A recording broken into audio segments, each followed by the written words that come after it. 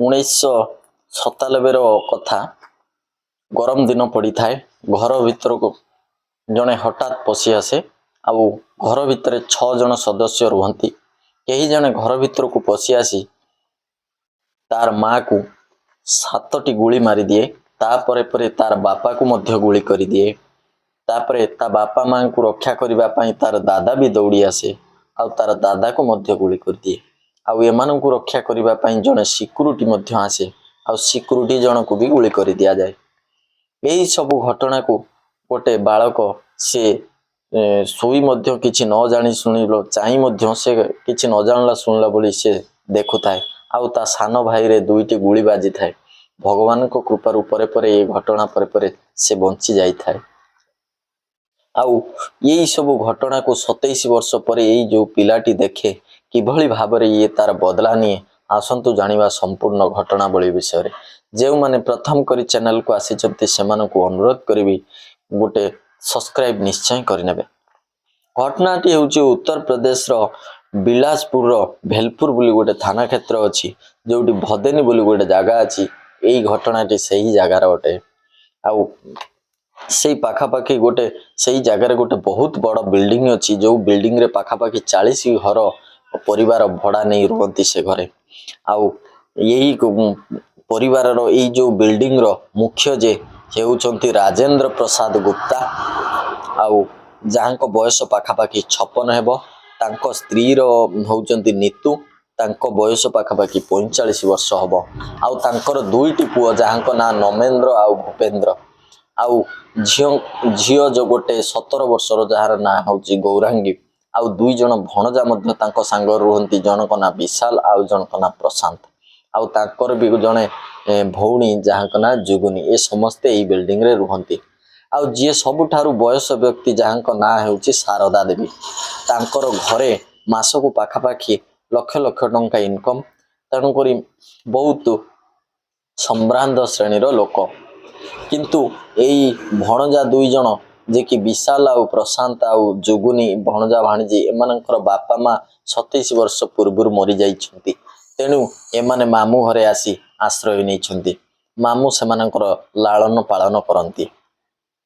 किंतु एई मामू आउ एई तांको पुओ जो नमेंद्र आउ भूपेंद्र एमाननको चाकर भली व्यवहार करंती।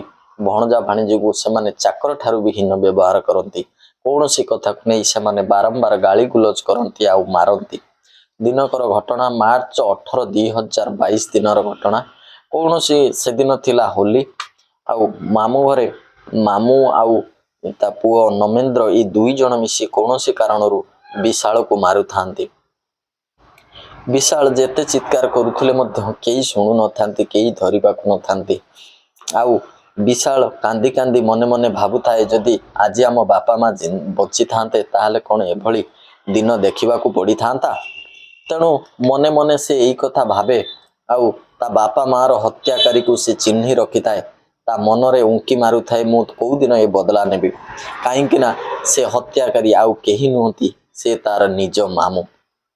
से दिन अंधार राति रे से तार मामू को चिन्ही देइथिला आउ हत्या करिबा पई ता मनरे सबु बेले भाबी चालुथिला।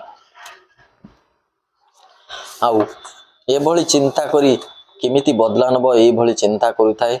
आउ से भाबु थाए जे ए घरे मु आउ रहिबी नाही।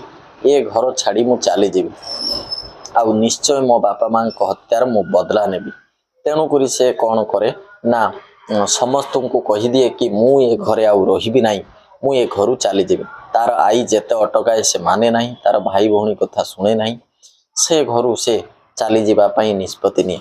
आउ शेष रे से घर छाड़ी से एक अलगा शहर को चली जाए। आउ सेठी जाई से कौन करे ना धीरे धीरे काम करिबा को लागे। आउ काम कला कला परे ता पाखरे किछि अर्थ भी होई जाए। पाखापाखी गोटे वर्ष धरी से निज भाई भौणी काहारी सहित कथबार्ता हुए नहीं। समस्तଙ୍କ सहित संपूर्ण भाव संपर्क छिन्न कर देई थाए। तार भौणीर बाहाघर ठीक होई थाए। एभली खबर से जानिबा को पाए। तापरे से कौन करे ता भौणी बाहाघर रे शामिल हेबा पई आसे।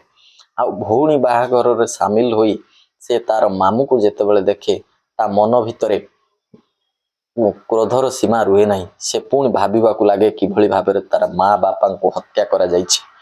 ତେଣୁ ସେ ମନସ୍ଥ କରେ ଏଥର ଶେଷ ସମୟ ଆସିଯାଇଛି, ମୁଁ ଆଉ ଛାଡ଼ିବି ନାହିଁ, ସେମାନଙ୍କୁ ନିଶ୍ଚୟ ମାରିଦେବି। ଏଇଆ ଭାବି ସେ 1,00,000 ଟଙ୍କା ଯୋଗାଡ଼ କରେ। ଆଉ 1,00,000 ଟଙ୍କା ଯୋଗାଡ଼ କଲା ପରେ ପରେ ସେ ଗୋଟେ ବନ୍ଧୁକ ଆଣେ। ଆଉ ସେ ବନ୍ଧୁକ ପାଇଁ 40 ରାଉଣ୍ଡ ଗୁଳି ଆଣେ। ଆଉ ଗୁଳି ଆଣି ସେ ତାର ମାମୁଁର ଗତିବିଧିକୁ ସବୁବେଳେ ଲକ୍ଷ୍ୟ କରୁଥାଏ। କେତେବେଳେ ମାମୁଁ ଏକୁଟିଆ ହେବ ତାକୁ ଗୁଳି କରି ମାରିଦେବି। ଏଇଆ ଭାବି ଥରେ ସୁଯୋଗ ଦେଖି ତାଙ୍କ ଘରକୁ ସେ ପଶିଥାଏ। ଆଉ ରାତିରେ ସେ ତାର ମାମୁଁକୁ ଆଖି ବୁଜା 3ଟି ଗୁଳି ମାରେ। ତାର ମାମୁଁର ଚିତ୍କାର ଶୁଣି ତା ମାଇଁ ବି ସେଠି ତା ନିଜର ମାଇଁ ବି ଦୌଡ଼ି ଆସେ, ତାକୁ ମଧ୍ୟ ସେ ଗୁଳି କରିଦିଏ। ତାପରେ ପରେ ତା 2 ପୁଅ ମଧ୍ୟ ଦୌଡ଼ି ଆସନ୍ତି, ତାଙ୍କୁ ଆଖି ବୁଜା ଗୁଳି ଚଲାଇ ଚାଲିଥାଏ। ଏଇଭଳି ଭାବରେ 4 ଜଣଙ୍କ ହତ୍ୟା କରିସାରିଲା ପରେ ପାଖରେ ଶୋଇଥିବା କୁନି ବାଳକଟିକୁ ମଧ୍ୟ ଗୁଳି କରିଦିଏ। ଗୁଳି କରିଦେଇ ସେ କୁଆଡ଼େ ଏକ ଅଜାଣତ ଜାଗାକୁ ଚାଲିଯାଏ। ପୋଲିସ ବହୁତ ଖୋଜାଖୋଜି କରେ କିନ୍ତୁ ସେକୁ ପାଏ ନାହିଁ। କିନ୍ତୁ ସେ ଏଭଳି ଭାବରେ ମୋବାଇଲର କୌଣସି ପ୍ରକାର ସଂଯୋଗ, କାହାରି ସହିତ କଥାବାର୍ତ୍ତା ହୁଏ ନାହିଁ। ଆଉ କୌଣସି ପ୍ରକାର ସୋସିଆଲ ମିଡ଼ିଆ କି କୌଣସି ପ୍ରକାର ସିମ୍ ସେ ବ୍ୟବହାର କରେନି କି କାହାରି ସହିତ କଥାବାର୍ତ୍ତା ହୁଏନି। ତେଣୁକରି ପୋଲିସକୁ ତାକୁ ଖୋଜିବା ପାଇଁ ବହୁତ କଷ୍ଟ ହୋଇଯାଇଥିଲା। କିନ୍ତୁ ଏଇ ଫେବୃଆରୀ 7, 2025ରେ ହିଁ ତାକୁ ପୋଲିସ ଆରେଷ୍ଟ କରିଛି। ଆଉ ପୋଲିସ ଆରେଷ୍ଟ କଲା ପରେ ତାକୁ ପଚାରିଛି ଯେ ତମେ କିଛି ନିରୀହ ପିଲାଟାକୁ କାହିଁକି ମାରିଦେଲ? ତାର କହିବାର କଥା ଯେ କି ମୁଁ ଯେଉଁଭଳି ବଞ୍ଚି ଯାଇଥିଲି, ମୁଁ ମୋ ମାମୁଁ ମୋ ବାପା ମାଙ୍କର ହତ୍ୟା ପାଇଁ ମୁଁ ଏହାର ବଦଲା ନେଲି, ସେଇଭଳି ଆଉ କେହି ବଞ୍ଚି ଯେମିତି ଆମର କାହାରି ଉପରେ ବଦଲା ନେଇ ନ ପାରିବ, ସେଇଥିପାଇଁ ମୁଁ ଆଖି ବୁଜା ଗୁଳି କରି ସମସ୍ତଙ୍କୁ ମାରି ଦେଇଛି। ମୁଁ ମୋ ବାପା ମାଙ୍କର ହତ୍ୟାକାରୀର ନିଶ୍ଚୟ ବଦଲା ନେଇଛି। ଏଭଳି ଘଟଣା କହି ଦେଖନ୍ତୁ କିଭଳି ଭାବରେ କ୍ରୋଧର ମାନେ ଜର୍ଜରିତ ହୋଇ ନିଜ ବାପା ମାଙ୍କର ହତ୍ୟାକାରୀକୁ ସେ ଦଣ୍ଡ ଦେଇଛି ସତ, କିନ୍ତୁ ସେ ଆଇନ ଆଖରେ ଦୋଷୀ ହୋଇଯାଇଛି। ତାଙ୍କୁ ଆଇନ ଯାହା ଦଣ୍ଡ ଦେବ ସେ କଥା କୋର୍ଟ ବିଚାର କରିବ। କିନ୍ତୁ ଏଭଳି ଘଟଣା କହି ଆପଣମାନଙ୍କୁ ବ୍ୟତିବ୍ୟସ୍ତ କରିବା ମୋର କୌଣସି ଉଦ୍ଦେଶ୍ୟ ନୁହେଁ। କେବଳ ସତର୍କ ରୁହନ୍ତୁ ଆଉ ସଜାଗ ରୁହନ୍ତୁ, କାରଣ ଆପଣଙ୍କ ପାଖରେ ବି ଏଇଭଳି ମାନେ ଶତ୍ରୁ ହୁଅନ୍ତୁ କିମ୍ବା ମିତ୍ର ସାଜି ଶତ୍ରୁ ବି ଲୁଚି ରହିଥିବେ। ଆଉ ଆଜି ଆପଣମାନଙ୍କ ପାଇଁ ଏଇ ଭିଡ଼ିଓଟି ସମାପ୍ତ କରୁଛି। ପୁଣି ଆଉ ଦେଖାହବ ନୂଆ ଏକ ଭିଡ଼ିଓରେ। ରହୁଛି, ନମସ୍କାର।